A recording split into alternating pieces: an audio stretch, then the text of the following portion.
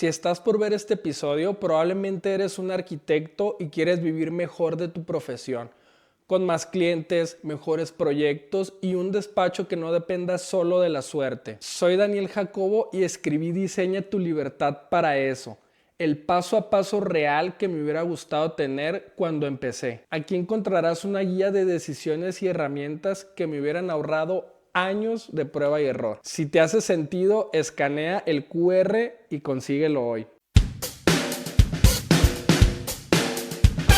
Escucha Arquitectura, el podcast donde estimulas tus sentidos mientras aprendes. Conducido por Daniel Jacobo, para toda la comunidad de arquitectos que busca crecer. Aquí encontrarás contenido que te ayudará a profesionalizar la figura del arquitecto. Hablaremos de herramientas y experiencias que resolverán tus dudas, guiarán tu camino y te ahorrarán mucho tiempo si las aplicas. Invitamos a amigos, expertos, figuras de la arquitectura y profesionistas con perfiles que nos ayudarán a crecer dentro de nuestra profesión. Arrancamos. Hola, ¿qué tal? Bienvenidos a este episodio de Escucha Arquitectura. El día de hoy tenemos como invitado al arquitecto Raúl Juárez de LIP. Es un despacho que aquí en Guadalajara está muy bien posicionado, tiene muy buenos proyectos, ya podrán verlo en sus páginas, en sus redes sociales.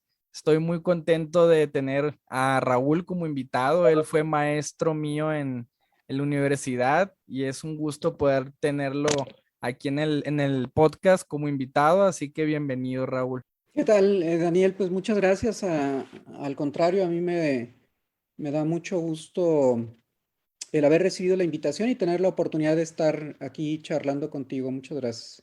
No, es un placer. Para iniciar, como en todos los episodios, me gustaría saber un poquito de tu historia, cómo es que empezaste, si en algún momento trabajaste para algún otro despacho, cómo iniciaste tu trayectoria. Sí, mira, yo soy egresado de la Facultad de Arquitectura de la Universidad Autónoma de Guadalajara. Tuve la oportunidad de estar en la facultad de 1986 a 1990. Después de hacer mi posgrado, yo me fui a Nueva York a hacer una especialidad, una maestría en diseño arquitectónico avanzado a la Universidad de Columbia en Nueva York. Regresando, coincidimos en un despacho con un amigo que tenemos en común, quien es mi actual socio. Él iba regresando también de hacer su estudio de posgrado. Él venía de la Universidad de Grenoble en Francia, yo iba llegando de Nueva York. Y bueno, pues ahí en este despacho empezamos a platicar de nuestras experiencias que justo las acabábamos de vivir porque estábamos apenas regresando y hubo muchas coincidencias en cuanto a temas y las discusiones que se veían en su universidad en Francia con lo que estábamos haciendo nosotros. Y digamos que a partir de ahí surgió una relación primero de amistad. Permitió acercarme un poco a lo que ellos estaban haciendo, él y un amigo de él, en una propuesta para un centro medioambiental en el Bosque de la Primavera. Por ahí me pidieron algunas consultorías y platicando. Y a partir de ahí fue como iniciamos. En realidad tuvimos, digamos que la suerte de haber como sido expuestos a una serie de tecnologías nuevas en ese momento. Hoy en día pensar pues que el modelado en 3D y el renderizado lo pudiéramos considerar como algo nuevo, hoy en día ya no, ¿verdad? Hay unas tecnologías mucho más avanzadas, pero hay que considerar que estoy hablando de hace más de 25 años, ¿no? Y en ese momento yo había tenido la oportunidad de aprender un software para modelado tridimensional y renderizado. Y te podría decir, Daniel, que en ese momento éramos, yo creo que no más de 5 personas aquí en Guadalajara que sabíamos modelar en 3D y renderizar. Entonces, a partir de ahí, vimos, tanto mi socio como yo, que, que había una oportunidad de mercado, ¿no? Que era una habilidad que estaba muy padre para apoyar los procesos de representación arquitectónica y que nadie en Guadalajara lo estaba haciendo. Entonces, te puedo decir que nuestros primeros años, incluso antes de conformarnos como oficina, pues estuvimos ofreciendo estos servicios de renderizado y de modelado 3D, incluso algunos ejercicios de animación que alcanzamos a hacer con las máquinas que teníamos, que eran muy limitadas, ¿no? Por ahí fue un poco como empezamos a trabajar juntos.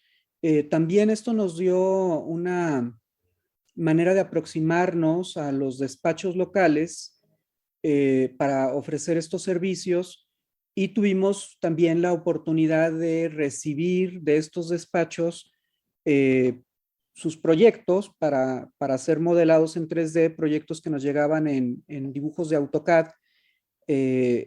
Y pues empezamos a ver mucho estos proyectos a detalle, porque pues obviamente tú sabes que te llega un proyecto en plantas, en secciones y en alzados, y para poder hacer el modelo, pues había que estudiar las plantas, cuadrarlo con las secciones, cuadrarlo con los alzados. Entonces, yo creo que sin haber llegado realmente a trabajar con ningún despacho en particular como tal, y el haber tenido la oportunidad de recibir estos proyectos de arquitectos obviamente más grandes que nosotros en edad, y con proyectos que para nosotros en ese momento no teníamos acceso a esos proyectos, sí nos permitió pues ver, pues no sé, cosas como muy prácticas, ¿no? Cómo se estaban graficando esos dibujos en un despacho real, de qué tamaño eran los proyectos, poder estudiar el proyecto ya desde un punto de vista más crítico en términos de cómo funcionan ciertos proyectos, qué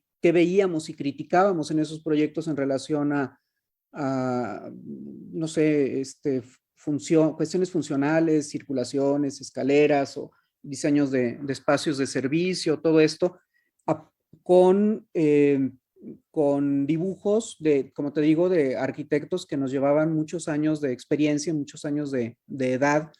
Y creo que ahí hubo un aprendizaje interesante sin haber estado trabajando en un despacho en particular, como te digo.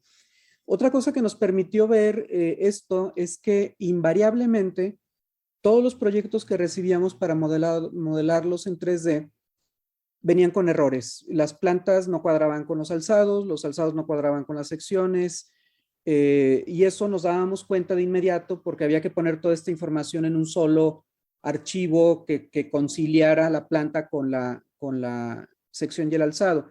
Entonces, ahí nos dimos cuenta que estos procesos de representación que tenían prácticamente toda la vida, que se empezaron a utilizar desde hace muchos años y que luego evolucionaron a una representación digital, pero que seguían utilizando la misma técnica de primero dibujar las plantas y luego los alzados y luego las secciones, pues incluso hasta con arquitectos súper reconocidos, con mucho prestigio, estaban saliendo errores muy elementales. Y cuando tuvimos la oportunidad de hacer nuestro primer proyecto, decidimos hacerlo pues desde la entrada en un modelo 3D, sabiendo que de esa forma íbamos a poder controlar más la coherencia en los dibujos.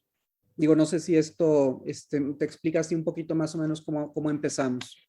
No, claro que sí. De hecho, se me hace interesante esa parte de que en su momento fueron como punta de lanza de ese nicho de la visualización, del software, y cómo a través de esto también se empaparon y aprendieron de otros arquitectos que ya tenían cierta trayectoria sin necesariamente haber estado de planta con ellos. Creo que también es un método interesante de adquirir ese conocimiento, esa experiencia. También aquí fuera del episodio, antes de la entrevista, le comentaba a Raúl que este es uno de los episodios que más me emocionaba grabar, porque quien nos ha escuchado en todos los episodios notará que se enfocan mucho como en el emprendimiento, en el arquitecto independiente, pero como a esa etapa temprana de cuando uno va empezando. Y en este caso el episodio me gustaría llevarlo a qué pasa cuando ya tienes cierta estabilidad como arquitecto independiente, ya estás teniendo un cierto volumen de trabajo, estás viviendo de la arquitectura. Y me gustaría preguntarte de manera muy rápida, Raúl, dos cosas para culminar en otra pregunta ya un poco más profunda. ¿recuerdas con cuántos colaboradores iniciaste LIP, tu despacho, y cuántos colaboradores tienes hoy en día? Pues mira, retomando la historia que te platicaba de cómo empezamos, pues en realidad al inicio éramos pues prácticamente Heriberto y yo en esta parte de visualización y modelado tridimensional. En ese inter salió la oportunidad de participar en un concurso para la Universidad de Guadalajara para un proyecto nuevo en el Centro Universitario de la Ciénega. Estaban convocando a despachos locales de aquí de Guadalajara para presentar portafolios de experiencia para la nueva biblioteca del Centro Universitario de la Ciénega. Para ese proyecto, lo que hicimos, Heriberto y yo, fue juntar nuestros portafolios de lo que habíamos hecho hasta ese momento, que era básicamente puro trabajo académico, e invitamos a un amigo de Heriberto, el arquitecto Jorge Luquín, que habían sido compañeros de la universidad, y pues prácticamente nosotros tres hicimos ese concurso para la biblioteca. Tuvimos la fortuna de ganarlo y digamos que ese proyecto fue nuestro primer proyecto real, eh, que pues lo desarrollamos básicamente nosotros tres. No teníamos en ese momento colaboradores, éramos nosotros tres y hacíamos pues prácticamente todas las funciones y las labores, ¿no? Desde conceptualización, diseño, todos los bocetos iniciales y dibujo, con la particularidad que te comentaba que en realidad el proyecto no se dibujó en plantas, secciones y alzados hasta el final. En realidad el proyecto se fue construyendo en un modelo tridimensional al cual le íbamos sumando pues las partes que íbamos avanzando, ¿no? Al inicio, cuando presentamos el proyecto a nivel conceptual, pues era pues prácticamente todo el contexto de donde estaba el terreno, el sitio con los edificios vecinos y nuestra propuesta conceptual con una propuesta detallada ya de interiores en términos de ubicación de mobiliario y propuesta ya también de un cierto criterio estructural y ya bastante avanzado. Con eso y la experiencia que teníamos de trabajar para otros despachos generando visualización, pues obviamente en ese periodo pues nos dedicamos a nuestro proyecto y pusimos toda el equipo que teníamos de software y de máquinas a trabajar en esto y al final te digo, pues el proyecto nos lo asignaron y salió esa primera etapa con tres personas que éramos nosotros tres.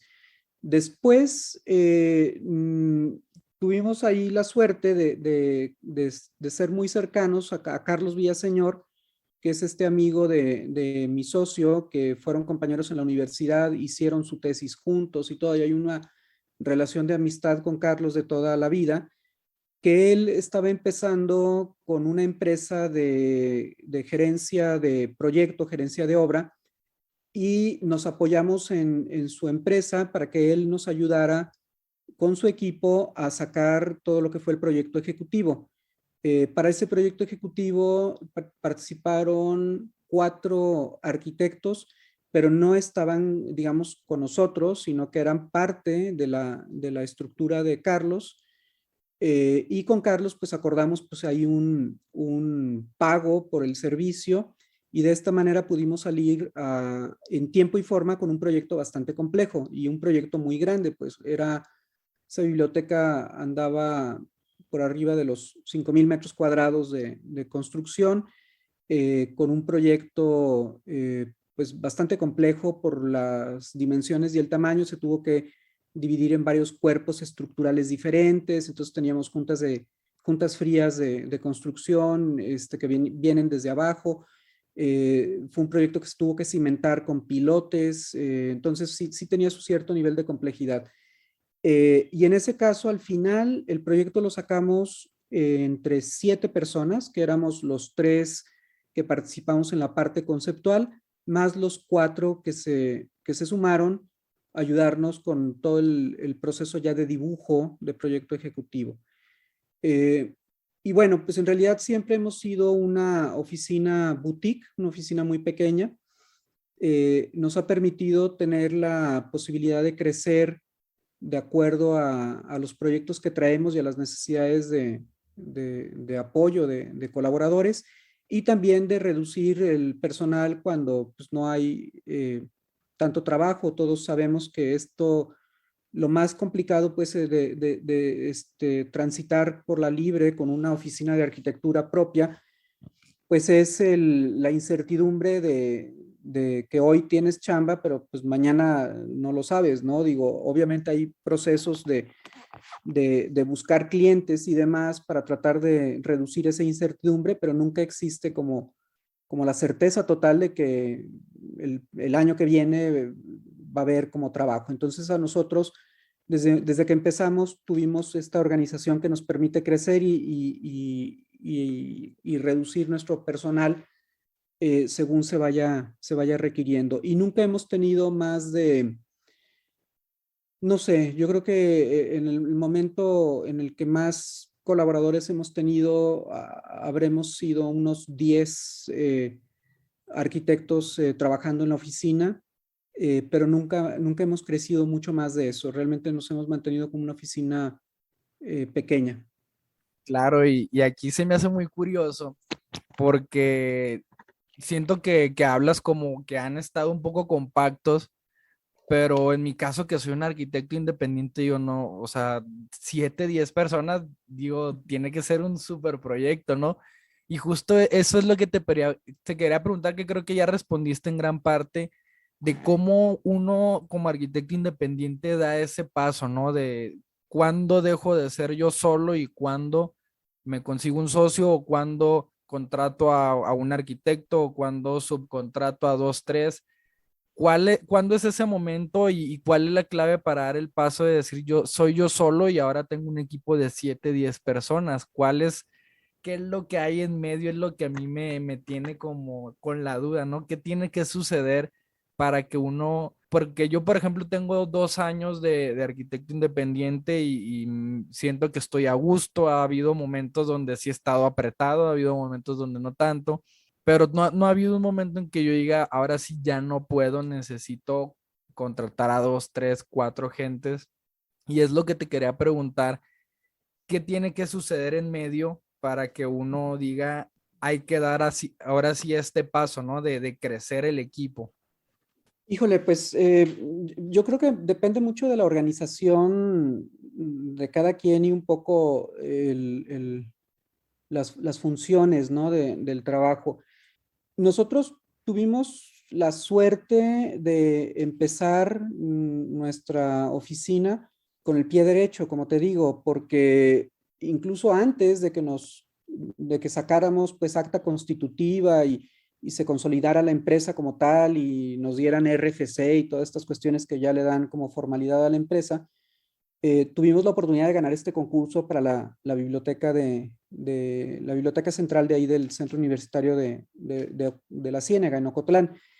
Y la verdad es que viéndolo en retrospectiva, 20 años después, 22 años después, pues yo veo que sí tuvimos ahí como mucha suerte. Fue de esas veces que sueltas el palazo y le das a la piñata y ni te das cuenta del piñatazo que te llevaste, ¿no? Porque tuvimos como la fortuna de enterarnos a tiempo, de participar en los procesos, de que hubiera un rector en ese momento que aceptara una propuesta como muy radical, porque en su momento lo que decíamos Heriberto y yo era, a ver, estas oportunidades sí entendíamos que eran escasas, pero la verdad veíamos muy lejano la posibilidad de que el edificio se construyera y que fuéramos a hacerlo nosotros.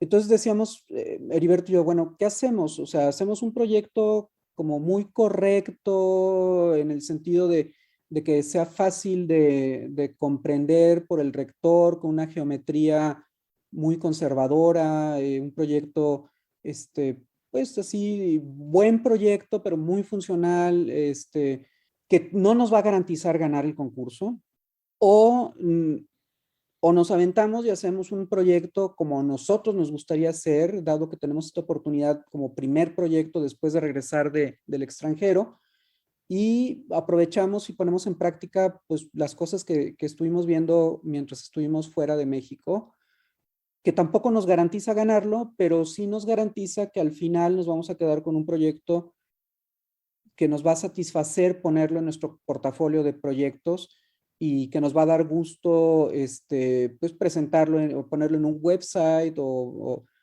presentarlo en alguna charla o algo. En ese momento no había redes sociales, pero sí estábamos como muy conscientes de que había que socializar las cosas que se fueran haciendo.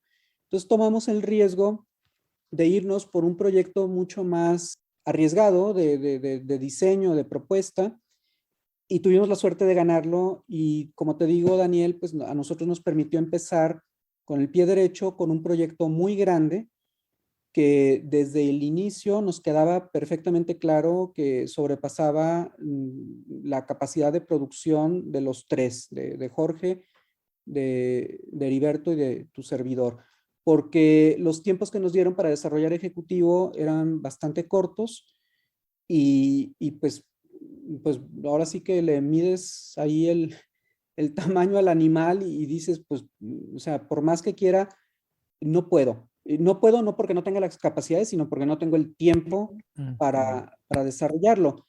Y algo que nosotros en ese momento entendimos y que tiene también mucho que ver con la filosofía que tiene Carlos Villaseñor de trabajo, es que pues mientras haya pastel, pues más vale como repartirlo e invitar a más gente y entre todos participar de lo que hay y que cada quien le toque su parte justa y su parte proporcional a de repente querer comerse uno todo el pastel y al final te quedas sin acabártelo y sin quedar bien con el cliente y todo, ¿no? Entonces, pues Claro. ahí fue donde nos vimos forzados por el tamaño del proyecto a invitar a Carlos. Él a su vez nos puso este equipo de 4 arquitectos y pudimos ver que avanzamos muy rápido, cumplimos en tiempo y forma con el proyecto y como te decía, pues el pastel se repartió, pero así tiene que ser. Yo creo que más vale que invites a equipos y que se vaya repartiendo cuando el tamaño del pastel lo permite, ¿no? Porque también hay proyectos que son muy manejables, que no reclaman tanto a cuestiones en calendarios muy apretados, etcétera, y que los puedes desarrollar con menos equipo. Bueno, pues perfecto, te haces más eficiente, Mm. pero es encontrar ese equilibrio. Fíjate que hay tres cosas muy importantes que me quedo. Recapitulando una que creo que no le hice el énfasis debido es esta dinámica de poder tener como un equipo que pueda mutar, por así decirlo, que pueda adaptarse a la situación o al volumen del trabajo. Es decir, si hay mucho trabajo, somos muchos y si hay poco trabajo, no somos tantos. Creo que va muy de la mano de lo que es, pues sucede en el mundo de la arquitectura, porque creo yo que tanto en la arquitectura como en cualquier otro negocio, lo que empieza matándote son tus costos fijos. Creo que no aprovechamos tanto que somos un servicio de alto valor agregado, que el mejor arquitecto del mundo puede ser él en un Starbucks con su laptop y no necesariamente un piso en Nueva York con 300 gentes haciendo planos y renders. Creo que esa es una gran ventaja que tenemos y esta nueva dinámica creo que le puede ayudar a muchos arquitectos a adaptarse de acuerdo al volumen de trabajo. Y la otra también, creo que no lo platicaste, ¿no? Como un piñatazo de mucha suerte, tu primer proyecto, pero creo que viendo el trabajo que has hecho, pues no fue solo ese, ¿no? Sino que te mantuviste en cierta escala de proyectos como departamentos, la biblioteca, incluso hay un master plan por ahí, oficinas.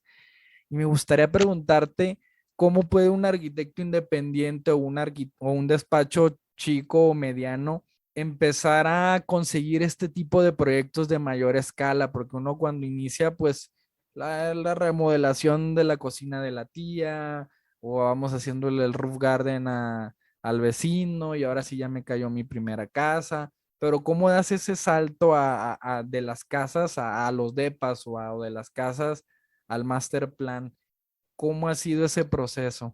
Mira, nosotros, te podría yo decir que en la oficina el 90% de los proyectos que hemos hecho, o incluso pudiera ser más que el 90%, están relacionados directa o indirectamente con un concurso. Tanto mi socio como tu servidor no somos de las familias de abolengo de aquí, de Guadalajara, con estos apellidos rimbombantes y con todas las conexiones del mundo. Somos, yo soy tapatío y tengo toda mi vida viviendo en Guadalajara, pero pues una familia normal, sin mayor contactos en ningún lugar especiales ni nada, simplemente tu red social normal que tienes de la gente que conoces en tus ámbitos, ¿no? La escuela, los amigos de los papás, etcétera, pero ninguno de estos en posiciones así de privilegio. Entonces, después de que ganamos este concurso de la biblioteca, salió en el periódico el concurso para rediseñar un espacio público en el centro histórico de Guadalajara, que es la Plaza del Santuario. Estábamos en una etapa también de inicio, esto fue en el 2001, y tuvimos también allí la fortuna de que en ese momento el presidente del Colegio de Arquitectos estaba pues muy puesto en empujar el tema de que estos proyectos no se estuvieran asignando, sobre todo los proyectos públicos de carácter público y con recursos públicos, no se estuvieran gestando desde las autoridades con asignaciones directas a los grandes arquitectos, viejos arquitectos que siempre trabajaron en el centro histórico. Entonces, insistió mucho para que se hiciera el concurso y lo ganamos. Y en ese momento ya no éramos los tres arquitectos originales, ya Jorge había decidido tomar su camino por su lado. En ese momento éramos nada más Heriberto y yo. Y tuvimos pues la posibilidad de tener un acceso a un proyecto público en donde dentro de los concursantes pues éramos los más jóvenes y les ganamos a despachos de arquitectos que a quienes incluso hoy en día admiramos y respetamos mucho, arquitectos que de mucha mayor experiencia que nosotros, de mucha mayor despachos con equipos mucho más grandes que los nuestros. Y pues nosotros en realidad ese proyecto lo desarrollamos en una estrategia de colaboración en donde Heriberto y yo hicimos, digamos, este equipo al cual invitamos a dos alumnos que yo tenía en ese momento allí en el TEC de Monterrey, a quienes les planteamos la situación de una manera muy sencilla. Les dijimos, a ver, chavos, está esta oportunidad de participar en un concurso que es muy extraño que aquí en Guadalajara estos proyectos se concursen porque normalmente se asignan directamente. No tenemos ahorita manera como de decirles vénganse a chambear con nosotros por una remuneración específica. Lo que los podemos hacer es invitarlos a que se sumen a nuestro equipo y la condición es muy sencilla. Si no ganamos, pues el proyecto es de todos y lo podemos poner de manera libre en nuestros portafolios y meterlo a nuestras redes sociales. Bueno, en ese momento, insisto, no había redes sociales, pero teníamos websites y demás de manera libre porque los créditos son parejos para todos como participantes. Y en caso de que ganemos, pues entonces entramos todos a un proceso de asignarnos responsabilidades y entonces sí habrá pues manera de compensar pues el trabajo que se metería. Así invitamos a dos chavos en mi taller y como te digo, tuvimos la gran suerte de ganar el proyecto. Yo creo que incluso para ellos, para Álvaro Gutiérrez y para David Bercovici, que fueron quienes participaron en este proyecto, pues también fue una oportunidad única porque aún no salían de la universidad y ya teníamos en el portafolio pues la intervención de un espacio público en Guadalajara que sí se construyó y que se hizo realidad y que pues tanto David como Álvaro lo han metido en sus portafolios, ¿no? Eh, Ahí también, fíjate que no, curiosamente, si observamos, pues tuvimos la suerte también de encadenar dos proyectos grandes que se vinieron uno detrás de otro. Primero fue el proyecto de la biblioteca y después fue el proyecto del santuario que se encadenaron en un lapso de un año más o menos uno con el otro. Y después de este trabajo con autoridades y un trabajo público, en la inauguración de la Plaza del Santuario, estando ahí presente el presidente municipal y nosotros obviamente como arquitectos nos habían invitado a participar al corte de listón, ahí el presidente municipal nos ofreció que hiciéramos otro proyecto, pero ya no por concurso, sino ya por asignación directa.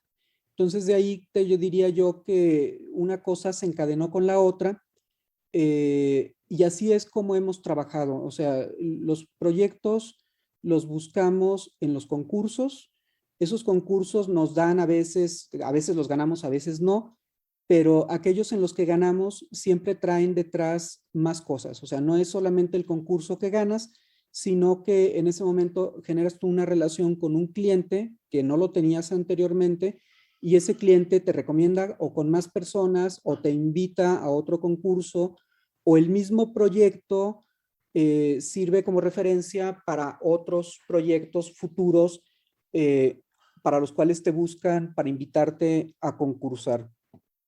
Ese ha sido nuestro secreto, por llamarlo de una forma, digo, no, en realidad no es ningún secreto ni nada, pero sí fue una decisión que tomamos, no, bueno, ni siquiera fue una decisión, yo te diría que fue algo natural en la manera en cómo nacimos como oficina, nacimos ganando estos dos concursos y hemos platicado mucho con otros colegas que nos dicen, es que cómo participas en un concurso, estás regalando tu trabajo, van a usar tus ideas, ¿cómo sabes si el proyecto no se lo dan a otro y usan tu proyecto?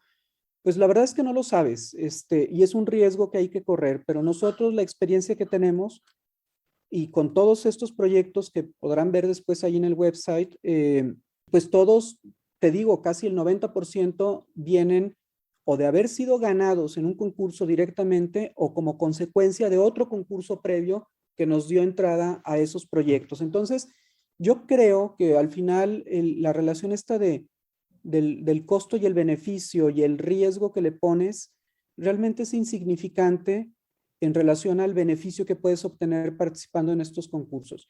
Sí es cierto que te pueden robar las ideas, sí es cierto que te pueden robar el proyecto, que se lo pueden dar a otro, es cierto que no siempre gana el mejor proyecto.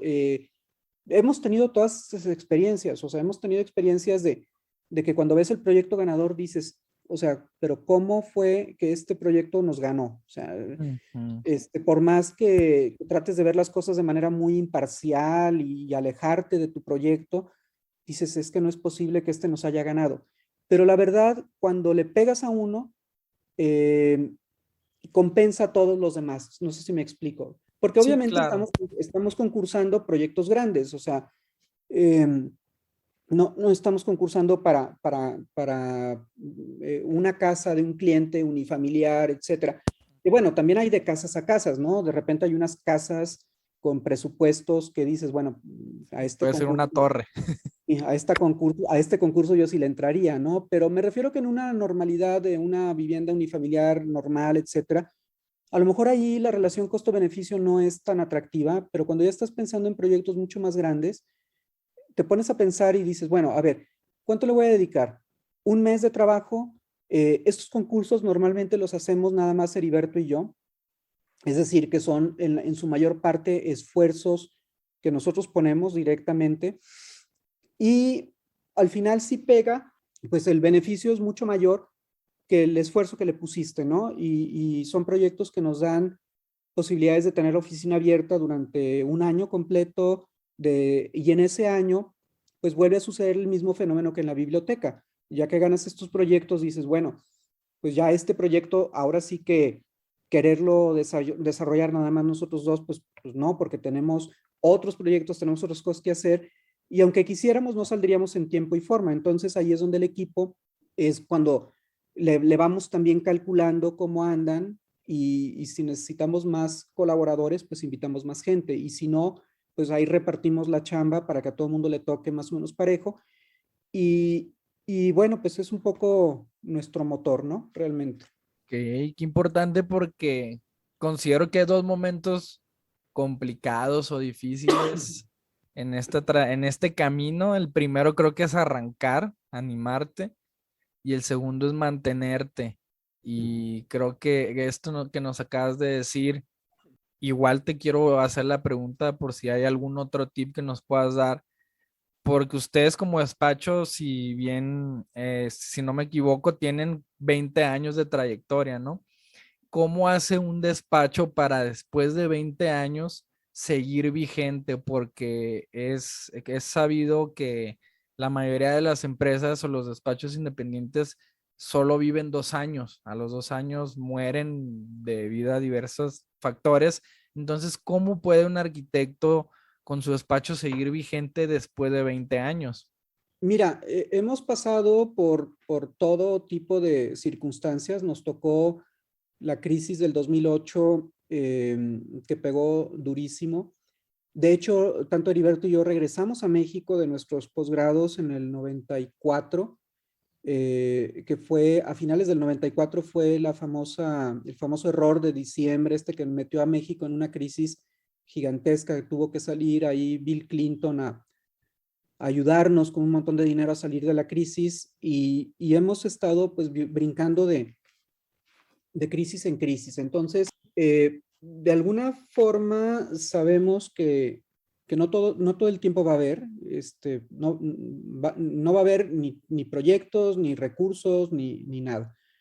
Y yo te diría que son, para perdurar en el tiempo, dos cosas a lo mejor fundamentales. El tener paciencia en esos momentos en los que no hay, y a veces un poco más que paciencia, ¿no? A veces también un poco esta disciplina casi de monje tibetano que, que a lo mejor te tienes que rehusar a ciertas condiciones, ciertas cosas, ciertos gustos, y casi como monje reducir tu ingesta incluso hasta de calorías y todo para poder pasar esos tiempos, ¿no?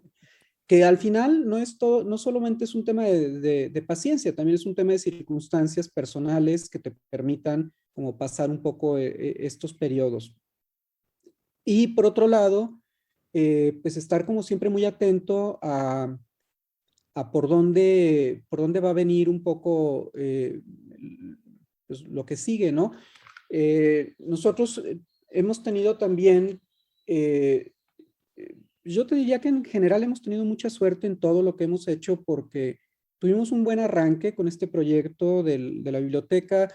Tuvimos oportunidad de hacer el proyecto del santuario también como concurso. Hicimos también por ahí un proyecto con el siguiente administración que nos encargaron, etcétera. Y nos ha permitido, o nos permitió, durante 15 años de tener una práctica muy diversa que hicimos, como dices, desde planes maestros, eh, otro tipo de proyectos, una estación de bomberos, hicimos una sola casa, algunos departamentos, como proyectos de interiores, etcétera.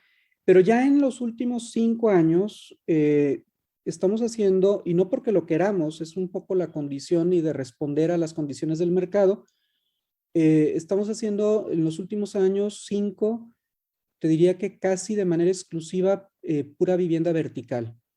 Sí extrañamos de repente otra tipología y otros retos, otras escalas también, pero pues es lo que hay, y está bueno, pues, o sea, no me quejo, o sea, está Sí. padre, es una tipología muy padre, tiene sus dinámicas muy particulares, porque fundamentalmente son negocios, entonces tiene que ser negocios, y aquí no hay mucho margen a salirse un poco del Excel que te da el promotor, pero siempre hay un poco de posibilidades ahí de proponer cómo insertar estos edificios en la ciudad, de generar espacio público, de generar programas nuevos, revisión de los programas de vivienda, etcétera.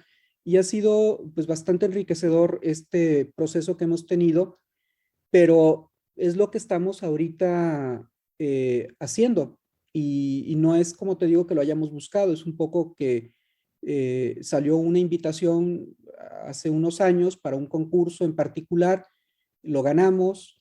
Después ese mismo promotor sacó otro concurso que también lo volvimos a ganar, y luego ese mismo promotor ya nos invitó a un tercer proyecto, pero ya de asignación directa. Entonces ya con 3 proyectos seguidos, empezamos, pues, nos empezaron a buscar otros promotores de otras inversiones, otros capitales, eh, y algunos concursos los ganamos, otros no.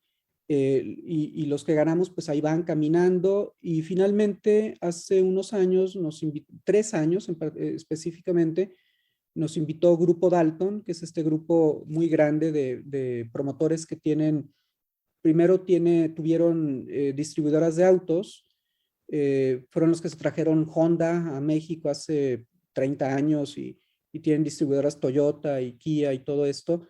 Y ahora tienen ya también varios años incursionando en el ámbito inmobiliario, y a partir de los proyectos que habíamos hecho y que se habían construido, pues ellos se dieron a la tarea de preguntar, oye, ¿quién hizo esto? ¿Quién hizo estos proyectos? Y nos invitaron a presentar portafolio y currículum. Después fueron a visitar nuestras oficinas, les presentamos pues cómo trabajábamos, etcétera. Pasamos un proceso de selección y nos inscribimos al padrón de contratistas de Dalton, y nos están invitando a los nuevos desarrollos que ellos están haciendo. Entonces ahí ya tuvimos oportunidad de ganar el primer concurso con ellos, que ya es un edificio ya grande, es un edificio de 25 niveles, pues un proyectote, y ahorita ese proyecto está ya en proceso ya de meter maquinaria para hacer movimiento de tierras y cimentación. En el Inter convocaron otro concurso para otro proyecto, y tuvimos también la suerte de ganar ese segundo concurso. Entonces ahorita con Grupo Dalton traemos 2 proyectos vivos, uno que empieza construcción ya en estos días y uno que está en proceso de desarrollo. Y con el promotor original que te decía, con el que hicimos el edificio de WIT, nos volvieron a invitar, y ganamos este año también un 4 proyecto con ellos para un edificio de oficinas en una esquina muy vistosa, muy transitada de aquí de Guadalajara. Y bueno, pues es un poco la manera. Creo que al final de cuentas, si se ve desde una perspectiva a lo mejor de mercadotecnia, marketing y todas estas personas que están como muy metidas en este asunto, quizás no ha sido la estrategia más eficiente o la que nos haya dado mayores resultados. Yo creo que si platicáramos con un mercadólogo, seguramente nos diría que pudiéramos ser más agresivos, tener más presencia en redes, pagar anuncios, etcétera. Yo creo que eventualmente lo haremos con la consultoría de alguien que sepa del tema, eh, pero hasta el momento ha sido un poco de ganar uno y estar como en la jugada, y que te vayan conociendo y que te vayan invitando. Que al final de cuentas lo difícil de esto, Daniel, es que no es una fórmula que sea a prueba de fallos, ¿no? Yo creo que si volviéramos como a correr la película desde el inicio, hay tantas variables en cuanto a quiénes están en los jurados para la selección de los proyectos, cuáles son los proyectos que sí se concursan, cuáles no, si te invitan o no te invitan, que al final son tantas variables que el resultado no deja de ser bastante azaroso, bastante dependiendo un poco de suertes y de cosas que están totalmente fuera de nuestro control. Estamos, pues, mi socio y yo, precisamente preocupados en que, o más bien ocupados en buscar que esto que ha sucedido un poco de manera orgánica, cómo se podría realmente hacer una metodología para poder tener como una fórmula un poco más segura, más, no te podría yo decir científica, porque al final de cuentas trata uno, como te digo, con muchas variables, pero sí decir, bueno, a ver, ¿de qué manera puede uno como llegar a... Es que, ¿sabes cuál es el tema aquí fundamental, básico? Es que la gente te conozca, ¿sí? Fundamentalmente, porque si traes un buen trabajo de respaldo y eres como cumplido en tus entregas, que te entregas lo que te contratan, lo entregas en tiempo, lo entregas en forma, tienes calidad, el chiste ya no es lo que tú haces, que eso está totalmente en tu control. El chiste está en que la gente sepa que eres bueno haciendo eso para que te inviten eh, a, a concursar. Digo, yo no creo que haya por qué tenerle miedo a entrar en competencia con otros colegas.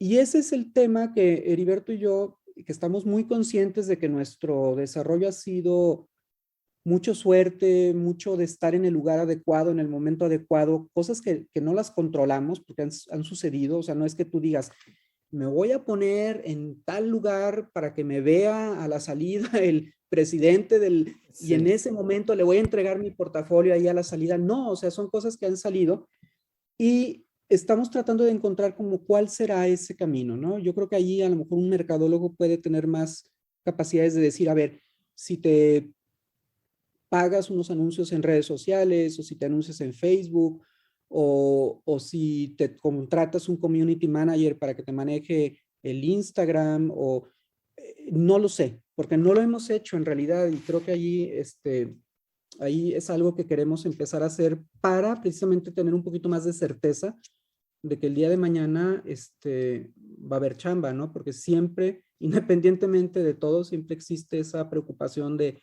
ok, hoy traemos estos proyectos, van a tomar cierto tiempo, pero el día que los entreguemos, ¿qué sigue, no? Hay tantas cosas que, que quiero retomar que quiero que no se me vaya nada. Empezando por esto último, yo creo que la importancia de hacer bien las cosas, ¿no? Porque creo que mucho de lo que comentas ya es parte de tu trayectoria. Como dices, a lo mejor no has tenido la necesidad de estar en este rollo de las redes sociales. En contraparte, los arquitectos que vamos empezando por ahí es donde tenemos que estar pues bien filosos porque no tenemos esta trayectoria o este portafolio o esta red de gente que ya conoce nuestro trabajo. Y creo que eso habla de lo importante de hacer bien las cosas. Yéndome un poquito más hacia atrás, empaticé mucho porque comentabas esto de como de la austeridad, ¿no?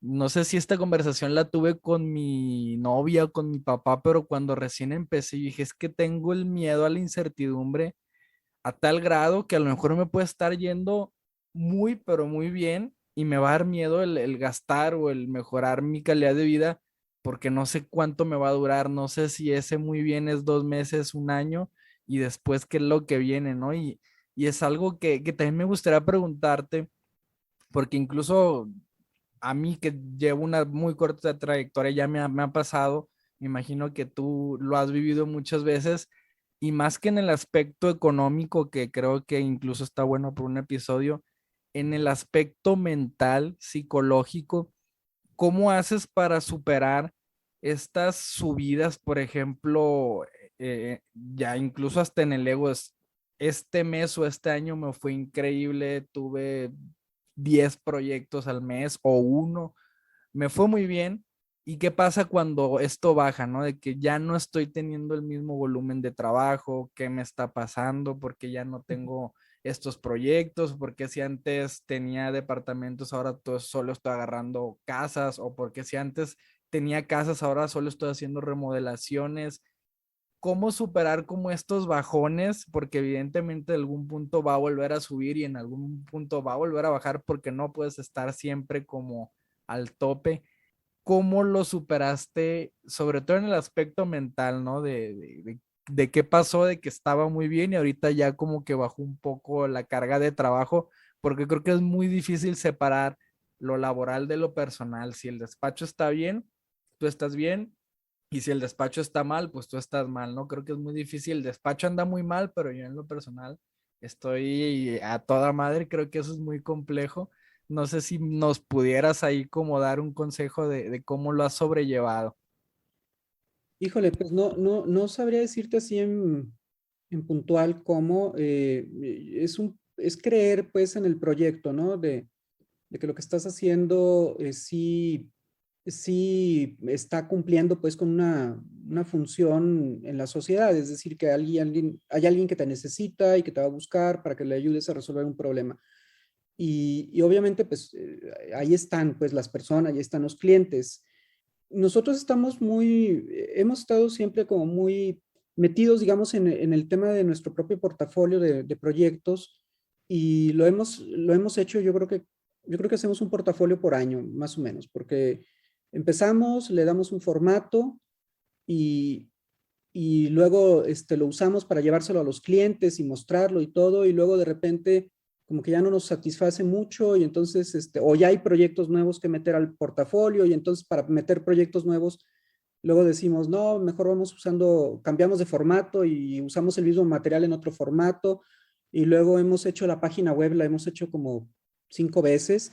Eh, no, solo la primera vez que se hizo la página web contratamos a una diseñadora gráfica que nos hizo un trabajo bien padre, bien bonito, pero ya después decidimos hacerlo nosotros y cada vez que hacemos la página web pasa lo mismo, ¿no? Hay que juntar material y montarlo. Y algo que a mí me pasa cada vez que hago esto con mi socio, no sé a él cómo le vaya, pero a mí en lo personal, es que a la hora que ya tienes todo el trabajo junto para armar un portafolio, para subirlo al web, eh, te das cuenta de todo lo que haces, porque no solo subimos obviamente proyectos construidos, sino pues también hay proyectos que no se construyeron, pero que quedaron, pues te gustan o hay algo que te interesa, entonces dices, pues este no se construyó, pero igual y lo voy a subir a la página o igual y lo meto en el portafolio o concursos que no ganamos y que sí los metemos, etcétera. Y de repente, cuando tienes todo esto y lo ves todo junto, dices, órale, pues, pues, ¿en qué momento hicimos tantas cosas, no? Porque hay mil de cosas, hay renders, hay dibujos, hay bocetos, proyectos que sí se hicieron, proyectos que no se hicieron. Entonces, ahí creo que eso ayuda mucho. A mí, en lo personal, me ha ayudado a que en esos momentos, obviamente también coincide que nosotros nos ponemos a rediseñar páginas web y nos ponemos a rediseñar portafolios, pues cuando hay tiempo, ¿no? Exacto. Entonces, como que coincide por una cuestión como muy lógica que cuando hay poco trabajo, regresamos a revisar lo que traemos para mejorar nuestro portafolio, mejorar la página y ese como regresar a revisar tu archivo de proyectos o reescribir otra vez tu currículum vitae para volverlo a subir a la página, eh, como que te permite verlo desde una perspectiva un poco más objetiva, no tan metido en el tema, y dices, híjole, pues sí, la verdad es que ha pasado mucho tiempo, hemos estado en esto mucho tiempo, pero aquí está la evidencia para mí, pues, o sea, porque no se trata de comprobarle nada a nadie, simplemente estoy viendo yo con mis propios ojos, pues que no hemos estado ociosos, ¿no? Que hemos hecho muchas cosas, que sí se han ganado varios concursos, que hemos hecho proyectos medianos y proyectos gigantescos, como el proyecto para Tabasco, para Villahermosa, que es un proyecto territorial ahí muy, muy grande. Y en ese momento dices, bueno, pues si en su momento salieron, y estamos haciendo lo mismo y estamos cuidando la calidad y todo, pues eventualmente saldrá el que sigue. Lo que mata es, ¿sabes qué? La incertidumbre de no saber si el que sigue viene mañana o viene en un mes o te vas a tener que apretar el Sí. cinturón 6 meses para el siguiente proyecto. Eso es lo que queremos, encontrar la manera de poder como encadenar como una secuencia de proyectos que te den como certeza a mayor plazo. Y también hay una cosa que antes pensábamos encadenar proyectos casi de un mes al otro, es decir, híjole, estamos haciendo este proyecto, entregamos el próximo mes y el siguiente mes no sabemos qué va a ser. Entonces pensábamos en que el problema se resolvía encadenando un mes con el otro. Hoy en día estamos trabajando con años completos seguros porque pues estos proyectos se nos van años completos y nos permite programar el equipo, a los colaboradores, los recursos que van a entrar, nos permite planearlo durante un año y seguimos teniendo la sensación de que hay que encadenarlo, pero ya no de mes en mes, sino que hay que encadenarlo de año en año. Ahorita, por ejemplo, traemos, este año nos ha ido muy bien, te digo, ganamos 3 concursos y nos permitió desde muy pronto al inicio del año garantizar como la operación de todo este año. Y estamos ahorita participando en otros concursos que se van a resolver ya pronto, que con uno de esos que le peguemos nos garantiza la operación, cuando menos por los siguientes 6 meses a partir de enero. Entonces, si en el Inter sucede otra cosa, ya garantizamos el otro año. Entonces, ya traeríamos lo que queda de este año más el que sigue. Ya estaríamos pensando más bien como para el 23. Y aún así, seguimos conservando como esa ansiedad de decir, ok, de aquí hasta dentro de 18 meses estamos seguros de que va a haber para pagar la renta, pagar la luz, pagarle a los chavos, y que todo está funcionando bien, pero seguimos todavía con esa incertidumbre a 18 meses de que no sabemos de después qué va a pasar.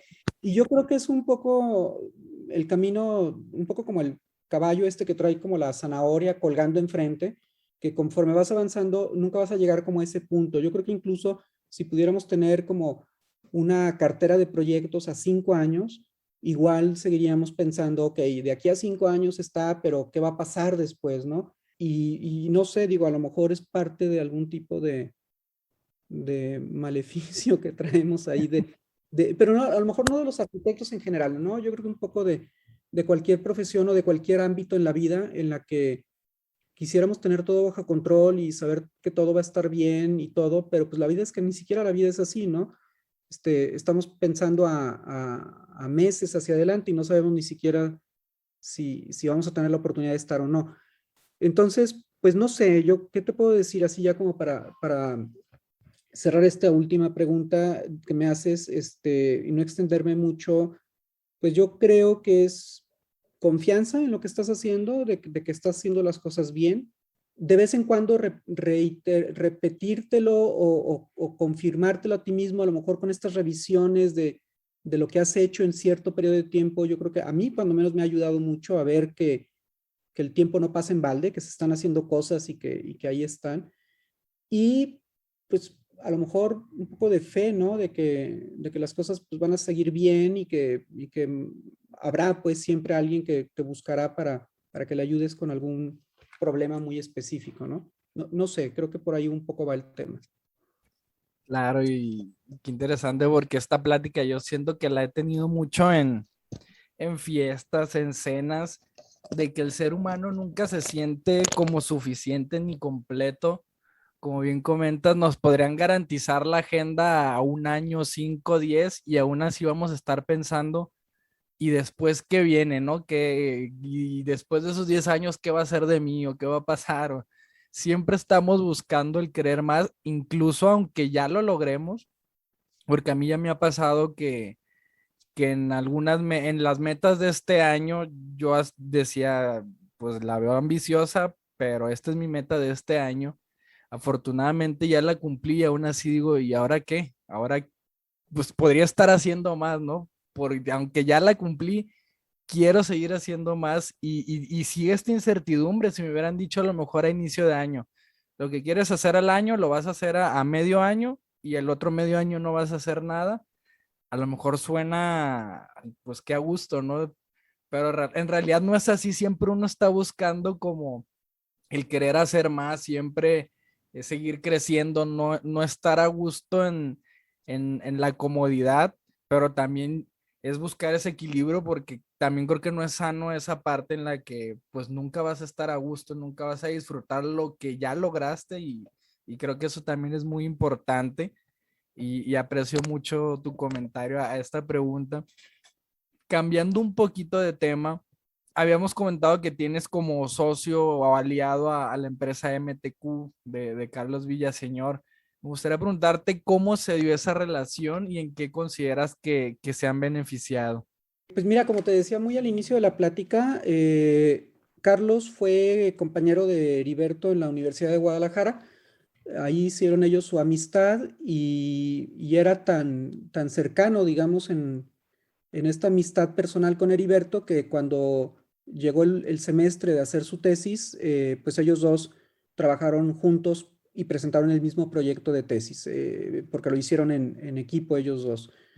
Entonces, con Carlos, bueno, pues es una circunstancia previa a nuestra asociación como LIP, viene de una amistad personal con mi socio y de una situación que nos ha diferenciado mucho en la manera de definir nuestras prácticas profesionales. Heriberto y yo creo que mucho por las experiencias que tuvimos en los posgrados que hicimos, estamos muy orientados al tema creativo y al tema del diseño. Digo, tan es así que nosotros como despacho no construimos, solamente hacemos proyecto y supervisión arquitectónica. Y Carlos, por su formación y su forma, carácter y forma de ser y todo, él está mucho más orientado a las cuestiones técnicas y a la parte constructiva. Empezó en IBM, trabajando para IBM desde adentro de la planta, desde dentro de IBM, en cuestiones de mantenimiento y obra interna de IBM. Y a partir de ahí, pues él ha ido creciendo en su experiencia en gestión de obra, gestión y administración de obra, y obviamente también en sus contactos que, pues en realidad MTQ ha estado muy cercano a estas empresas de microchips y microelectrónica que están aquí muy fuertes en Guadalajara y trae clientes súper grandes, ¿no? De Hitachi, IBM, Oracle, todas estas empresas son clientes de ellos. Entonces, digamos que de alguna forma cada quien fue como definiendo su camino de acuerdo a sus preferencias y a sus fortalezas, porque también hay que reconocer, yo creo que también esto es importante en la charla, que en el ir caminando hay que también saber reconocer dónde están tus fortalezas, pero también dónde están tus debilidades, ¿no? Porque pues el chiste es ser el mejor en lo que hagas, pero hay que saber decir qué es lo en qué eres bueno, ¿no? Porque pues hay cosas que pues, simplemente la naturaleza no te lo dio y por más que te esfuerces por ser el mejor en algo que no eres bueno, pues es mucho esfuerzo y tus resultados siempre van a ser mediocres, ¿no? Nosotros lo aprendimos al inicio porque muy al inicio quisimos entrar también al proceso de obra y construcción. Hicimos algunas cosas, construimos una casa, eh, hicimos algunas remodelaciones y todo, pero nos dimos cuenta que no era nuestra fortaleza, que en realidad era una debilidad y que nos estaba tomando mucho más tiempo del que nos gustaría dedicarle y que las únicas fricciones que hemos tenido con los clientes han sido cuando nos decidimos a meter a obra. Ahí también tengo ahí un montón de anécdotas en donde con una clienta en particular hasta de recordatorios familiares terminamos y todo. Y fue un momento en el que Heriberto y yo dijimos, a ver, bueno, pues ahora sí que qué necesidad de estar recibiendo malas caras y malos tratos y de estar ahora sí literalmente sufriendo procesos en los que no nos sentimos cómodos y que además nos estamos dando cuenta que no estamos dándole un resultado satisfactorio a un cliente. Entonces ahí fue que decidimos, pues ahora sí que en lo que sí somos buenos, que es en el área de diseño y de proyecto y en la parte creativa, vamos centrándonos. Pero también reconocimos que la otra parte es una parte muy importante y esa parte la hemos cubierto desde el proyecto de la biblioteca, como te decía, con el apoyo de Carlos. Al inicio fue con un equipo de 4 arquitectos que él nos facilitó y a lo largo de todos estos años, Carlos nos ha ayudado muchísimo con desarrollo de proyectos ejecutivos desde MTQ, tanto con gente a quien le entregamos el arquitectónico para que nos desarrolle el ejecutivo, como con capacitaciones para nuestros colaboradores, así como consultorías y consejos. Entonces, cada vez recurrimos menos a MTQ para el desarrollo de ejecutivos por lo mismo, porque hemos estado en un proceso de capacitación de nuestra gente, pero siempre hemos tenido la confianza, la seguridad, más bien diría yo, de saber que en el momento en el que lo necesitemos, ahí tenemos esa red de protección. Entonces, de alguna forma nos aventamos pues a hacer estas como acrobacias en el aire, porque sabemos que hay una red de protección, que es una empresa tan grande y tan sólida como MTQ, y con un acceso tan cercano, que es simplemente levantar un teléfono y hablar con Carlos, con quien tenemos pues una relación de amistad de muchos años, que nos pone pues todos los recursos de MTQ a nuestra disposición. Entonces, eso nos ha permitido también ofrecerle al cliente un abanico completo, desde proyecto conceptual hasta llave en mano, proyecto llave en mano, sabiendo que en algún momento del proceso las estafetas se van pasando más adelante. Entonces, si hay un cliente que en un momento dado dice, ¿sabes qué? Yo no quiero tratar primero con un arquitecto y luego con un ingeniero que me construya, yo quiero verlo todo con una sola persona, con una sola empresa, le decimos, ok, adelante, no hay problema. Se hace el contrato y todo, y en el momento de pasar a la obra, pues ahí ya le pasamos la estafeta a Carlos y él continúa. Entonces, creo también que el hecho de que Carlos esté muy orientado a la parte técnica y constructiva y nosotros estemos especializados en el área creativa y de diseño, pues ha generado una colaboración ideal, porque no nos competimos. O sea, lo que nosotros hacemos no le compite a MTQ, ni lo que ellos hacen nos compiten a nosotros. Entonces vamos pues muy de la mano con los clientes, ¿no? Y le damos también al cliente mucha confianza, porque nuestra oficina físicamente está a un lado de MTQ. Entonces, cuando llegan los clientes de visita, pasan a la oficina de nosotros y luego nada más salimos a la finca que está exactamente a un lado de nosotros y los llevamos para que vean las instalaciones de MTQ.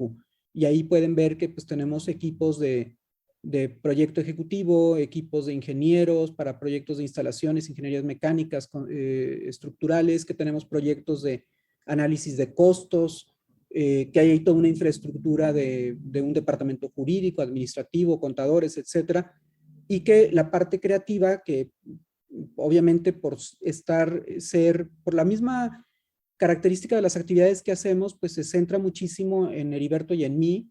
Pues es un equipo muy pequeñito, porque somos pues esta parte que estamos constantemente pensando en el proyecto. Pero la otra parte, que es la operativa, que es un equipo mucho más grande, pues siempre se lo mostramos al cliente, porque tampoco hay que subirse al coche y viajar e ir a la otra oficina, simplemente es pasar de un lado al otro.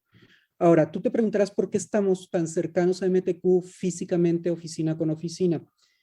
En algún momento de nuestra historia, cuando dejó de ser socio de nosotros David Bercovici, que fue este chavo que te digo que invitamos primero al proyecto del santuario y después lo invitamos como socio de la oficina para que siguiéramos colaborando, llegó un momento en el que David también decidió también seguir su camino por su parte, y en ese momento decidimos aprovechar ese tercer espacio que teníamos, que así estaba nuestra acta constitutiva y que la podíamos haber modificado, pero decidimos invitar a Carlos Villaseñor como un tercer socio, precisamente para reforzar lo que empezó como un tema de amistad.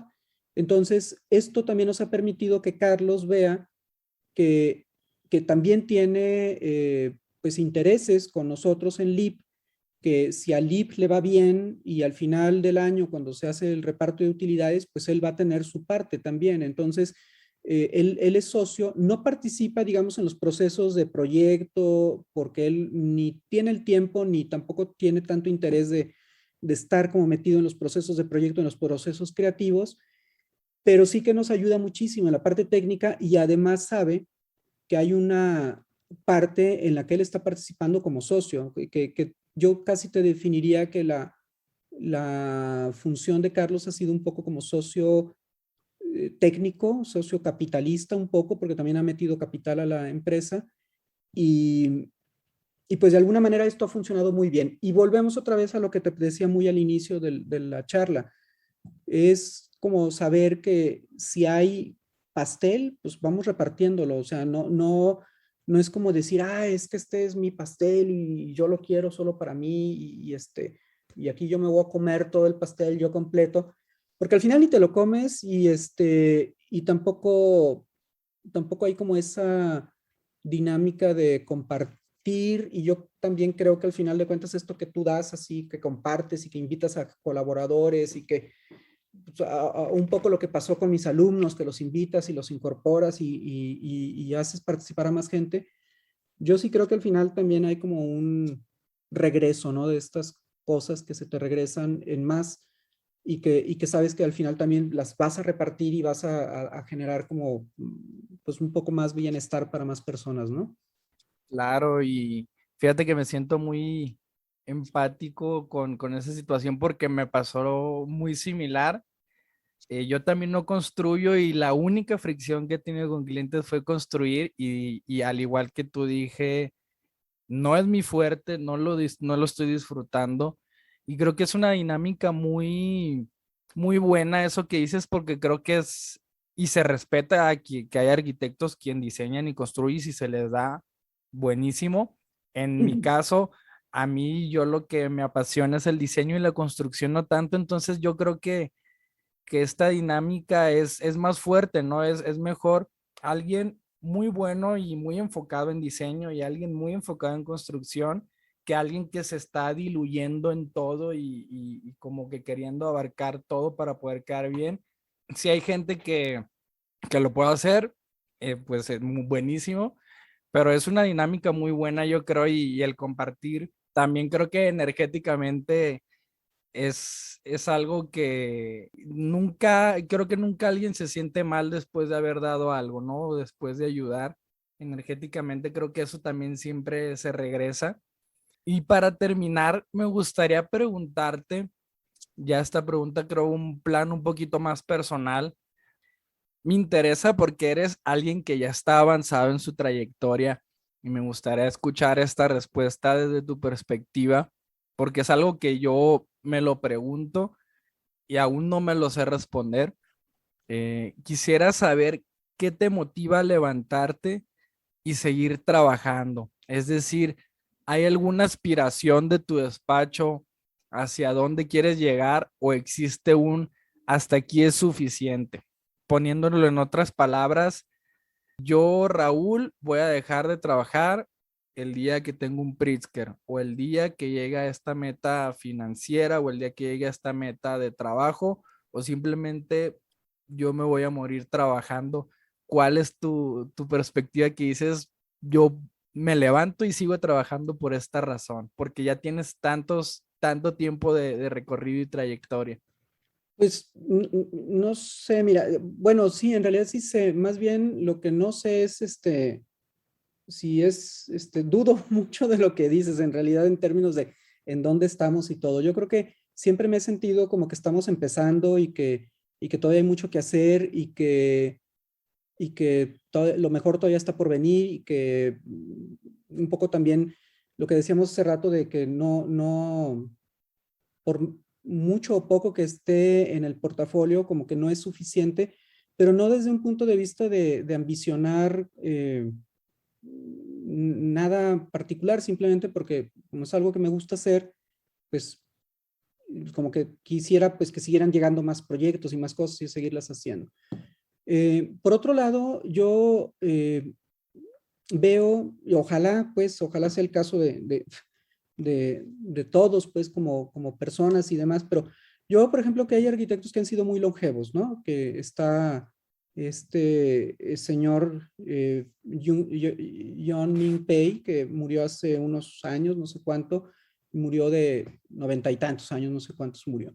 Luego está Oscar Niemeyer, que también murió recientemente y él vivió ciento y cuántos, 105, no sé cuántos, cientos y tantos años, cuántos vivió, no sé. Y luego están otros grandes figuras, ¿no?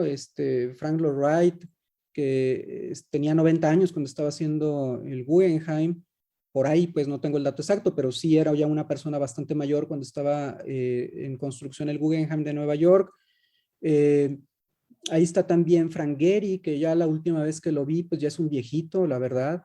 Y bueno, pues ahí sigue chambeando. Norman Foster también, que ya está bastante grande. Y yo los veo que todos ellos están bastante activos y yo creo y ojalá pues sea lo que la vida le tenga a uno reservado, pues que mientras se tenga la capacidad de intelectual, pues que estés lúcido mentalmente, seguir trabajando. No veo yo como un tema, yo creo que eso también es una manera de diferenciarnos con otras profesiones. No digo que sea mejor o peor, simplemente son como trabajos de diferentes características, pero yo realmente no he escuchado de muchos arquitectos que hablen de este tema. A lo mejor es algo muy privado y nadie lo discute, pero yo tampoco veo que diga, es que cuando cumpla tantos años, me voy a retirar. No, o sea, si, si Dios quiere y a los 90 años tengo la lucidez mental y hay posibilidades de seguir trabajando, pues yo encantado de seguir echando rayas y pensando en el proyecto y demás, porque no es un tema de trabajo como otro tipo de trabajos en los que te enrolas en una cuestión como muy repetitiva de todos los días, quizás trabajos poco, no sé, a lo mejor poco satisfactorios o poco significativos en cuanto a lo que sean o la manera como los veas, y entonces si te estás pensando o viendo el reloj para que a ver a qué hora es la hora de salida, y en cuanto es la hora de salida, inmediatamente eres el primero en salir, y contando los años para ver cuándo te toca tu retiro, y en cuanto sea la fecha, pues ya estás tramitando tu retiro. Yo no lo veo así y no creo que haya muchos arquitectos que lo vean de esa forma, ¿eh? De hecho, me sorprendió mucho la noticia de hace poco, creo que fue Richard Rogers, el que anunció ya su retiro de la práctica de su oficina y anunciaba pues que se retiraba, y se me hizo como muy extraño. Digo, también es una persona ya mayor, y bueno, pues tiene título de Sir Rogers en Inglaterra, y tiene todo el dinero del mundo, pues se me hizo como muy extraño porque yo no los veo pues que lleguen a cierta edad y digan, bueno, pues ahí se quedan con el changarro, yo ya me voy a navegar Claro. a las Islas Vírgenes, y ahí el que salga al último ahí le cierra, ¿no? Yo los veo que se mueren la oficina y haciendo lo que hacen, y, y siento también mucha empatía en eso, pues no es que tampoco lo sigas por como lo hizo fulano, lo voy a hacer yo. No, yo lo veo como que, sí, es que a mí me parece como muy normal, porque yo veo que nuestro trabajo tiene como, te da tanto de regreso, pues, en las satisfacciones de ver el proyecto hecho, de ver el avance, de estarlo pensando, todo eso es tan satisfactorio que no me imagino que en un momento dado diga, ya, hasta aquí, y ahí se ve, ¿no? No lo veo yo así. Pero bueno, la vida nunca sabes cómo va a venir y lo que te reserva, pero ese es un poco como pienso yo un poco como funcionamos, a lo mejor un poco como gremio. Quizás, como te digo, es un tema que a lo mejor no se trata mucho, y por ahí habrá alguno que diga, no, yo cuando cumpla tal, es más, yo voy a trabajar muchísimo y en cuanto cumpla 40 años me voy a retirar, como de repente ves, ¿no? Chavitos que le han pegado a estas empresas súper exitosas de tecnología y todo, y dice, no, se volvió millonario y ya 30 años y ya se retiró. Y dices, güey, ¿y qué va a hacer este cuate? Digo, tiene todo el dinero del mundo, lo que Ujú. sea, pero, ¿qué va a hacer, no? O sea, es un poco la pregunta. Claro, y es algo que a mí me gusta mucho de la profesión, porque aparte de que no es aburrida, yo creo que la mayoría de la gente trabaja o busca la libertad financiera justo para dejar de trabajar. Y yo me veo al menos financieramente, ojalá sea pronto, el día que alcance la libertad financiera, yo no me veo de que ya, pues ya no voy a trabajar, a lo mejor me doy un mes de vacaciones, pero si es algo que yo digo, pues es que no veo yo, o ya ganaste todo lo que se puede ganar en premio, reconocimiento, dinero, lo que sea, no veo ese punto el que dices ya hasta aquí llegué. A lo mejor la salud es el que te va a dar ese límite, pero yo también viéndolo desde un punto muy romántico, pues veo la profesión que te mueres en el escritorio, en la raya, trabajando, porque pues al final es algo que nos gusta y quería saber esa opinión. Ahora sí, para finalizar, me gustaría hacerte unas preguntas muy rápidas, que son las que hacemos a todos los invitados. La primera de ellas es, ¿qué tipo de música usas para trabajar? Tengo por ahí una playlist en Spotify que a lo mejor me convendría más comprarme un CD que pagarle la suscripción a Spotify porque es casi casi lo único que escucho cuando estoy tratando de concentrarme. Es un playlist de música chill out, o sea, música electrónica, pero así como muy, muy leve, nada de vocales, muy instrumental, pero muy electrónica también. Eso cuando el ánimo es así como de concentración y de trabajo. Cuando no es necesario eso y que es un poco chambas más repetitivas, o a lo mejor un poco que requieren menos concentración que la que requiere, digamos, la etapa conceptual, la etapa de proyecto, a lo mejor en procesos de modelado 3D o ediciones en Photoshop, cosas que de repente todavía hacemos, pues ahí sí yo creo que cualquier música entra. La que a mí me gusta es me gusta mucho el rock como tal y a lo mejor ya también por condiciones generacionales, me quedé muy anclado pues en la música de los 80s y 90s, que es la que me tocó a mí en Ujú. en mi juventud, adolescencia y universidad. Y de repente pues es un poco lo que escucho, se me pone de muy buen humor. Eh, y pues ya, no sé cuál era nada más eso, ¿verdad? Sí, ¿alguna recomendación de un libro o película, ya sea de arquitectura o algún gusto personal? Pues mira, en términos de arquitectura, un libro que leí cuando estaba muy joven, que se me hizo bien padre, es el de El manantial de Ayn Rand, Fountainhead. Es un libro que se recomienda mucho pues para los arquitectos y demás, pero es una novela interesante en donde el personaje pues es este arquitecto que tiene pues también como un compromiso muy importante con su profesión, ¿no? Y en términos como de literatura general, un libro que me gustó mucho es un libro de Humberto Eco que se llama El péndulo de Foucault, que es como el precursor a todas estas novelas de misterio, no de misterio, pero estas novelas como la de Dan Brown, de El Código Da Vinci y El todo, pero código. mucho mejor escrita que Dan Brown. ¿Tienes algún arquitecto favorito o arquitecta?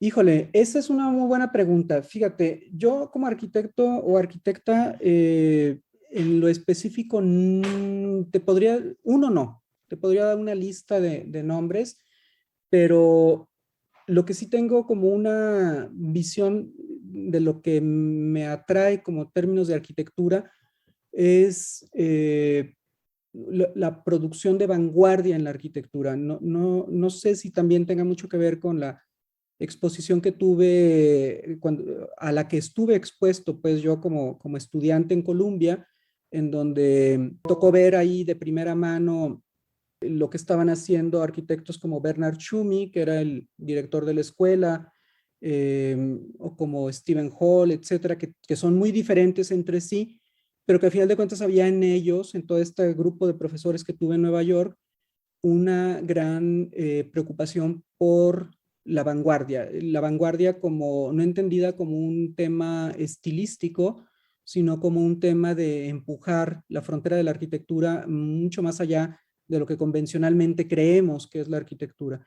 Y en ese sentido, sé y tanto mi socio y yo sabemos y estamos muy preocupados por los temas constructivos de saber construir, que también digo, el hecho que no construyamos no quita que no sepamos construir.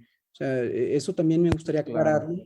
Me gustaría aclararlo porque no se puede proyectar si no se sabe construir. Entonces, mi papá es ingeniero civil, yo desde muy chico estuve metido en obra. Cuando terminé la carrera estuve 2 años de residente de obra. Cuando empezamos con LIB hicimos obra. Y durante los procesos de proyecto nos metemos mucho en el tema de obra, pero me estoy desviando. A lo que voy es que en esta preocupación que sí tenemos de la constructibilidad de los proyectos, de los procesos constructivos, de la parte tectónica, no es en lo que nos clavamos para nuestros proyectos o a los arquitectos que realmente admiramos. Nos gusta mucho más aquellos que a lo mejor están explorando y que a lo mejor cuestionan incluso la misma constructibilidad del proyecto, que de repente los ves y dices, bueno, ¿y esto cómo se va a construir? Pues ahorita no lo sé, pero eventualmente se llegará a esa solución. Lo interesante es que el límite de la arquitectura no se está quedando en lo que ya sabemos hacer, sino como empujando más y retando la misma comprensión y la misma definición de lo que es arquitectura, ¿no? Eso es lo que a mí me satisface mucho, eso es un poco a quienes seguimos en la oficina como inspiración, el tipo de lecturas que hacemos. Y tenemos una broma, Heriberto y yo, es un chiste local, que lo digo acá con mucho respeto y espero que no se vaya a ofender nadie, pero esa arquitectura de 30 centímetros, la verdad es que nosotros no nos identificamos con ella. ¿A qué me refiero con arquitectura a 30 centímetros de distancia? Tenemos amigos, colegas, muy buenos amigos a quienes estimamos y queremos mucho, que de repente se clavan en sus fotos, incluso los ves, ¿no? En Instagram con sus fotos literalmente a 30 centímetros del muro, ¿no? Y estás viendo ahí cómo, porque ahí lo importante es cómo pegué un ladrillo encima del otro ladrillo y cómo, y la jaladera de la puerta o la manera como se ensambla una pieza de madera con la otra. Obvio que todo eso es súper importante, tiene que ver con los detalles. el detalle y como decía Miss Van der Rohe, Dios está en los detalles y tiene que ver con el oficio de hacer las cosas bien a ese nivel de detalle. Pero esa parte a nosotros no nos preocupa tanto, nos preocupa más como la parte conceptual, de ver el proyecto desde un ámbito a lo mejor mucho más abstracto, más conceptual, en donde otras cuestiones que se puedan también reflejar en la arquitectura. Y esos son los arquitectos que vemos y digo, te podría dar una lista, pero son muchos. Es más bien una manera de entender la arquitectura la que a mí, pues en lo personal me jala versus otras maneras de verla, ¿no?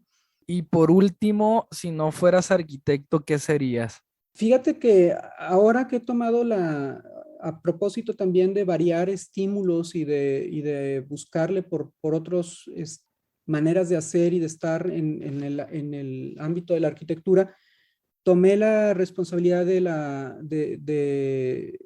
decanatura en el TEC y ahora soy decano regional de la Escuela de Arquitectura y Arte y Diseño en el TEC y están a mi cargo no solo el área de arquitectura, sino también arte digital y el área de diseño. Y he tenido muchísimo más contacto en estos últimos meses con la gente de diseño que antes, pues sí, nos veíamos y nos saludábamos, pero en realidad no había, digamos, participado tanto en sus procesos cotidianos de lo que es el área de diseño industrial.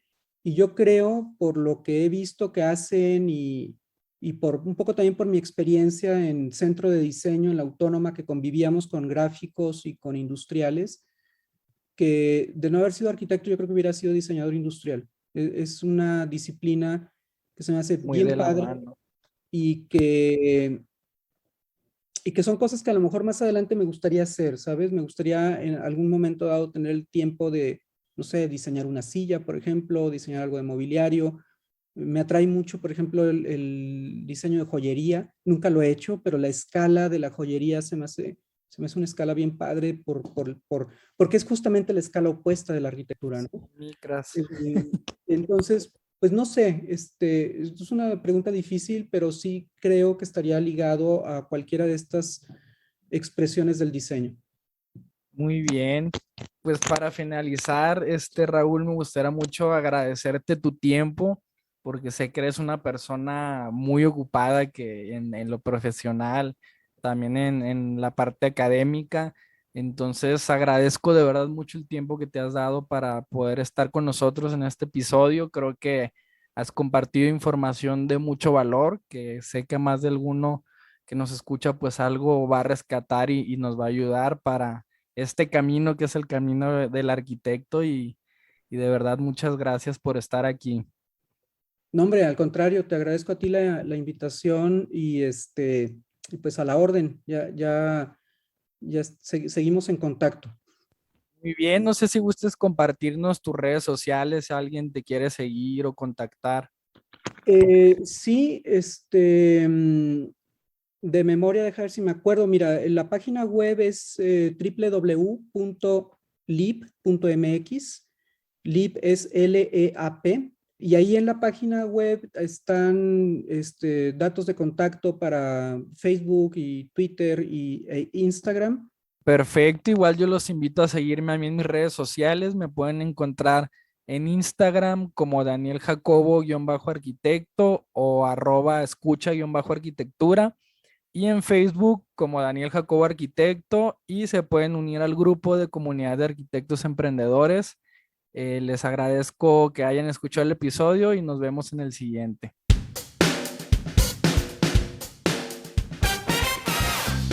Si este episodio te llamó es porque sabes que puedes hacer más en la arquitectura, pero a veces no nos enseñan cómo convertir talento en libertad. Por eso escribí Diseña tu libertad, una guía para pasar de estar atorado a construir tu camino propio, con estructura, mentalidad y estrategias que sí funcionan. El QR ya está aquí. Si estás listo, no postergues tu libertad.